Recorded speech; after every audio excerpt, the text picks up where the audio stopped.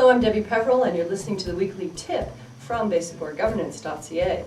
This week's tip is pretty much a bah humbug kind of thing. Unfortunately, governance isn't all about having fun. So what I want to talk about is your holiday parties. If you're going to serve alcohol at your holiday parties, you have an obligation to make sure that no one drinks too much and wanders off and gets into a car accident. No one drinks at your party and gets behind the wheel of a car. So where's your due diligence? You have to monitor the intake of anyone who's driving. You have to provide alternate sources of transportation for them to get home.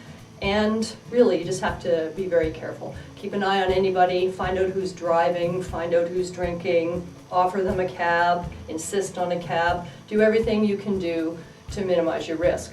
Having said all that, you still could be held liable. There's been a number of cases where someone drank at this party, then went on to another party, and they were held jointly liable. It's all ugly.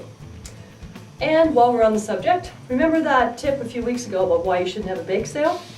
Some of this applies to your holiday parties as well. Are you going to serve food that was made in places other than a commercial kitchen? Are your employees bringing in homemade cookies, or we used to bring in fruitcake?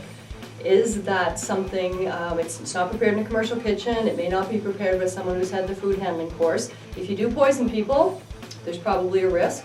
Maybe less so because you weren't selling it, but you did provide food that wasn't suitable for consumption, as it turns out. So, bah humbug. This whole thing kind of sucks. You want to have a party, you don't want to poison anybody, you don't want to get in trouble. You need to be aware of these risks and then decide how many risks you're prepared to take in order to still enjoy the holiday season. Thanks very much for listening. I look forward to seeing you next week.